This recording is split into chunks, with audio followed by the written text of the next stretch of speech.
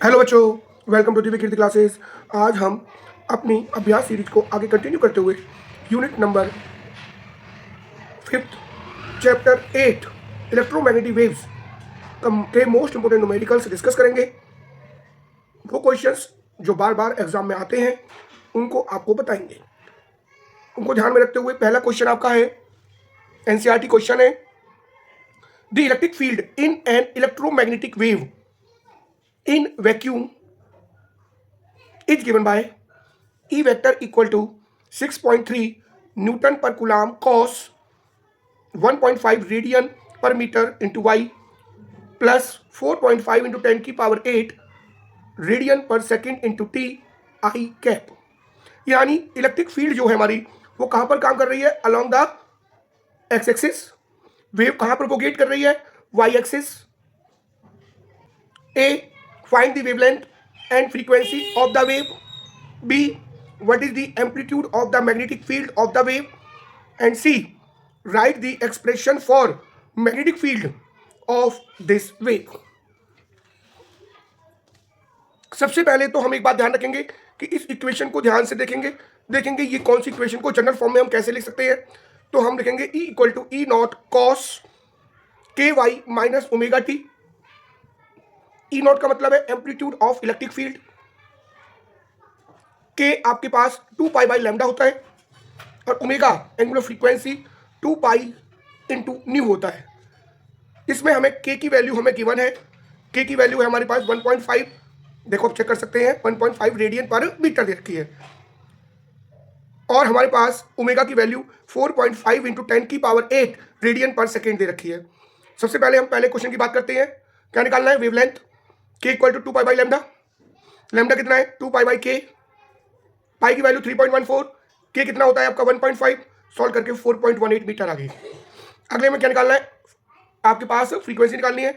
Omega equal to 2 pi nu, nu equal to omega upon 2 pi, 4.5 into 10 की power 8 upon में 2 into 3.14, 7.16 into 10 की power 7 hertz.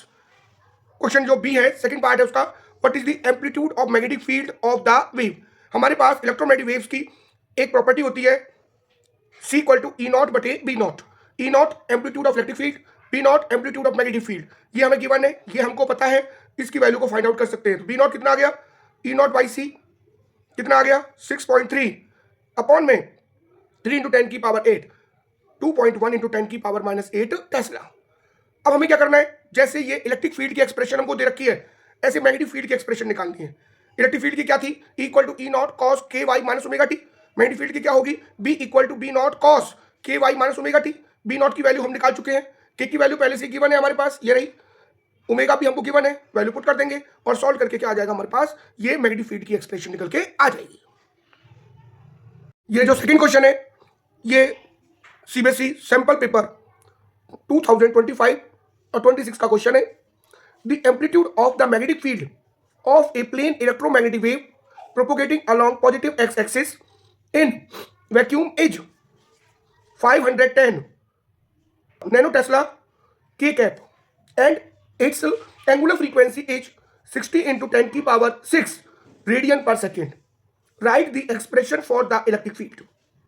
सबसे पहले क्या दे रखा है, इलेक्ट्रोमैग्नेटिक वेव है जो प्रोपोगेट कर रही है अलोंग द एक्स एक्सिस, जिसका एम्पलीट्यूड ऑफ मैग्नेटिक फील्ड यानी बी नॉट हमें गिवन दे रखा है। कितना है 510 नैनो टेस्ला। नैनो का मतलब होता है 10 की पावर माइनस 9 टेस्ला। ओमेगा हमको गिवन है 60 इंटू 10 की पावर 6 रेडियन पर सेकेंड। क्या पूछा है हमसे, एक्सप्रेशन पूछी है इलेक्ट्रिक फील्ड की। उसके लिए हम क्या करेंगे, पहले हम ई नॉट निकालेंगे। सी फॉर्मूला हमें पता है, सी इक्वल टू ई नॉट बटे बी नॉट। तो ई नॉट कितना आ गया, सी इंटू बी नॉट। सी कितना है 3 इंटू 10 की पावर 8, बी नॉट कितना है 510 इंटू 10 की power minus 9।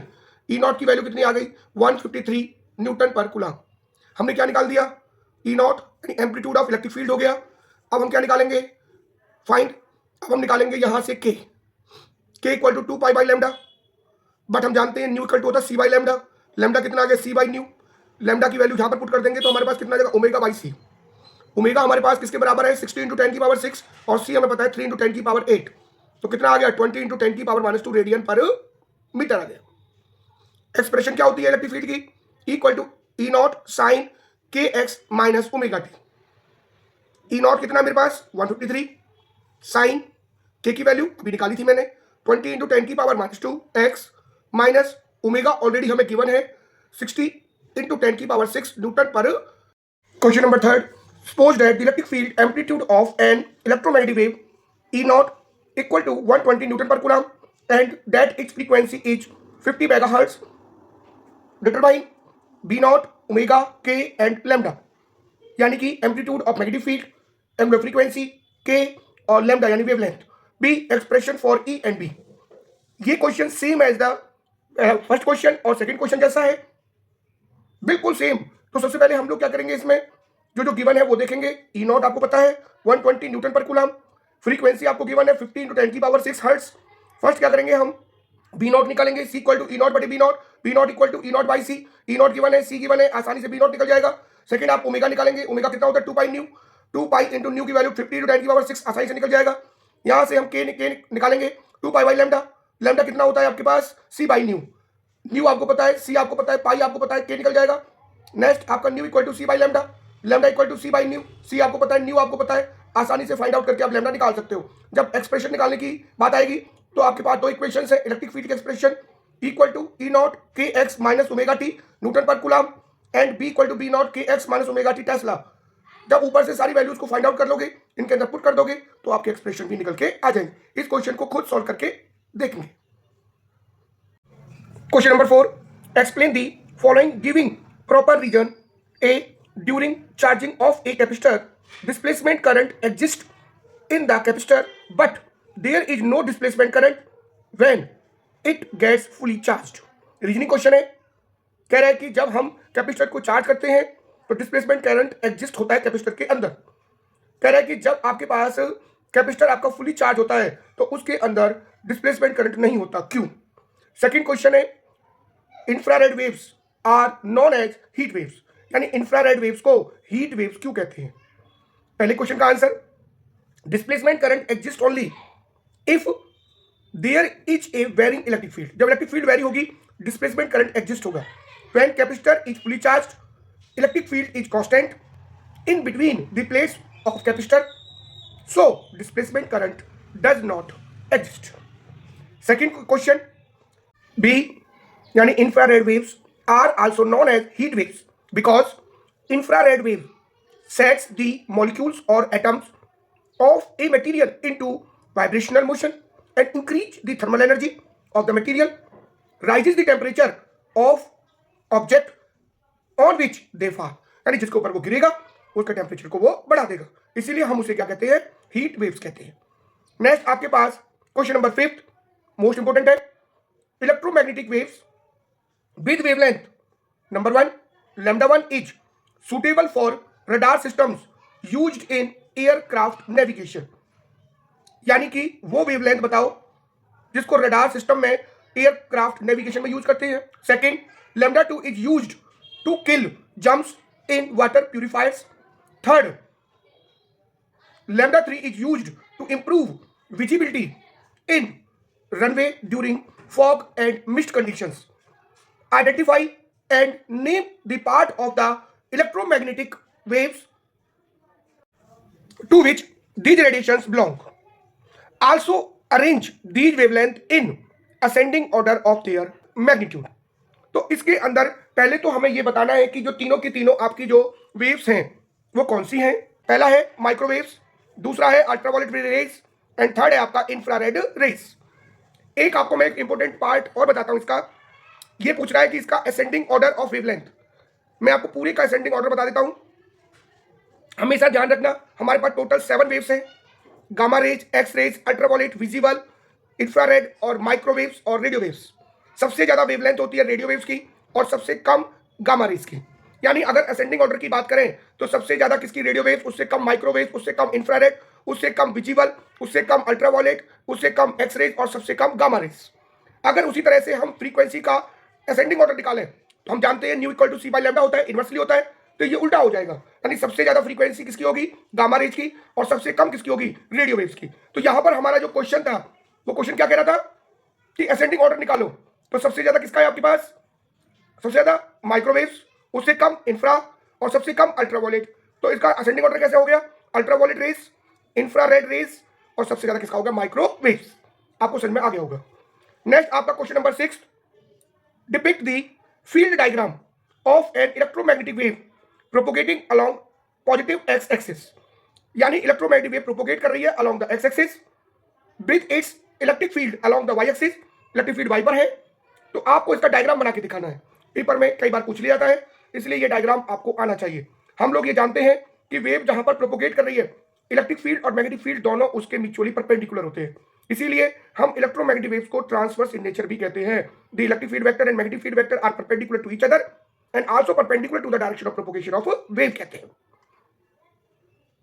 Question number 7, name the constituents radiation of electromagnetic spectrum which number A is used in satellite communication, B is used for studying crystal structure, C is similar to the radiation emitted during decay of a radioactive nucleus, और D is absorbed from sunlight by ozone layer। हमें इन सबके नाम बताने हैं, सबके हमें use दे रखे हैं, कौन कौन सी ये आपकी वेव्स है उनके नाम बताने। सैटेलाइट कम्युनिकेशन में माइक्रोवेव्स, स्टडी क्रिस्टल स्ट्रक्चर के अंदर एक्सरेज यानी radiation emitted during decay of radioactive nucleus gamma rays, absorb from sunlight by ozone layer ultraviolet rays. तो ये सब आप याद रखेंगे इनके यूजेस को। Question number 8, name the radiation of electromagnetic spectrum which are used in number 1 warfare to look through haze, number 2 radar and geostationary satellites, number 3 study the structure and properties of atoms and molecules। पहला है warfare of look through hedge, कौन सी आती है hedge और fog के लिए, infrared rays, radar और geostationary satellites के लिए माइक्रोवेव्स, और study the structure and property of atom and molecules कौन सा है आपका, गामा रेज। तो आपको ये आसानी से समझ में आ गए होंगे। हम इन न्यूमेरिकल्स और जो ये रीजनिंग क्वेश्चंस थे इनके साथ साथ में यहां पर हम एक टॉपिक जो इलेक्ट्रोमैग्नेटिक वेव्स का है उसको भी हम आपको बताना चाहेंगे। इलेक्ट्रोमैग्नेटिक स्पेक्ट्रम जिसके अंदर कितनी वेव है, उसकी वेवलेंथ रेंज क्या होगी, प्रोडक्शन क्या है और यूजेज, जो कि आपके एग्जाम पॉइंट ऑफ व्यू से हो सकता है कि पूरा का पूरा 3 मार्क्स इसी टॉपिक से निकल जाए, इसलिए इसको ध्यान देंगे। Electromagnetic spectrum most important topic है। The distribution of electromagnetic radiations according to their wavelength or frequency is known as electromagnetic spectrum. Number 1 radio waves, wavelength range greater than 0.1 meter, production rapid acceleration and deceleration of electrons in arrivals, usage it is used in radio, TV and other communication system। 3 चीज मैंने इनको जरूर याद रखें। Number 1 wavelength, wavelength क्या बोली मैंने, radio waves की ग्रेटर देन 0.1 मीटर होती है, कैसे प्रोड्यूस हुआ, रैपिड एक्सेलरेशन और डेक्लेरेशन ऑफ इलेक्ट्रॉन्स इन अराइल्स, और उसके यूज क्या क्या है, जैसे इसको हम रेडियो, टीवी और अदर कम्युनिकेशन सिस्टम में इसको यूज कर सकते हैं। नेक्स्ट आपके पास दूसरा है microwaves, wavelength range 0.1 metre to 1 millimetre, production klystron valve और magnetron valve, uses it is used in radio, TV and other communication system. It is also used in microwave ovens for cooking or warming food। खाना बनाने में और खाने को गर्म करने में इसका हम यूज करते हैं। तीसरा आपके पास है infrared radiation, wavelength range 1 millimetre to 700 nanometre, production vibration of atoms and molecules, uses पहला यूज दीज वेव्स या रेज बोलो can pass through the haze, fog and mist. बार बार क्वेश्चन आ रहे थे हमारे भी पीछे, तो उसके लिए हम ध्यान रखेंगे कौन सी है, infrared. Second use these waves are use to keep the green house warm.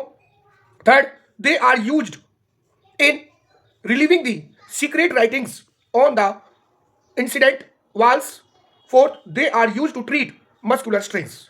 ये सब यूजेज आप याद रखेंगे। फिफ्थ है visible light, wavelength range 700 nanometre to 400 nanometre, production electrons in atoms emit light when they move from energy level to lower energy level। यानी कि जब electrons emit होंगे और आपके पास जो लाइट है वो आपकी हायर लेवल से लोअर लेवल पे मूव करेगी तो आपके पास विजिबल लाइट पैदा हो जाएगी. Uses the wavelength range between 390 nanometre to 770 nanometre. अगला fifth, ultraviolet rays wavelength range 400 nanometre to 1 nanometre. Production inner cell electrons in atoms moving from one energy level to lower energy level. They are used to preserve food and make drinking water free from bacteria as these rays kill bacteria, germs etc. यानी कि food stuffs को preserve करने के काम आता है. Drinking water को bacteria और जर्म फ्री करने में इसको यूज करते हैं. Number 2, they are used for sterilizing the surgical instruments. Second, they are used for sterilizing the surgical instruments. Third, they are used in detecting the invisible writings and fingerprints. Fourth, they are used to study the structure of molecules. ये molecule के structure को भी study करता है. आपका 6 rays X rays wavelength range 1 nanometre to 10⁻³ nanometre. Production X ray tube और inner cell electrons. Uses number 1 use, they are used in medical diagnosis like locating the fracture in the bone, foreign materials like coin और bullet in the body. Number 2, they are used in radiotherapy to cure skin diseases, cancer and tumors. Number 3, they are used in engineering for locating the faults, cracks in the metallic materials. Fourth, X-rays are used to study the crystal structure. आसानी से इनको आप याद कर सकते हैं. 7th और last wave gamma rays wavelength range less than 10⁻³ nanometre. Production radio waves, production radioactive decay of the nucleus. Usage, they are used to get valuable information about the structure of atomic nuclei. तो इस topic को आप बड़े ध्यान से पढ़ेंगे. Wavelength range बार बार लिख के देखेंगे, प्रोडक्शन और सबसे इंपॉर्टेंट है इसके यूज. अगर आपको ये वीडियो पसंद आई हो तो चैनल को लाइक करें, सब्सक्राइब करें, शेयर करें एंड थैंक्स फॉर वॉचिंग.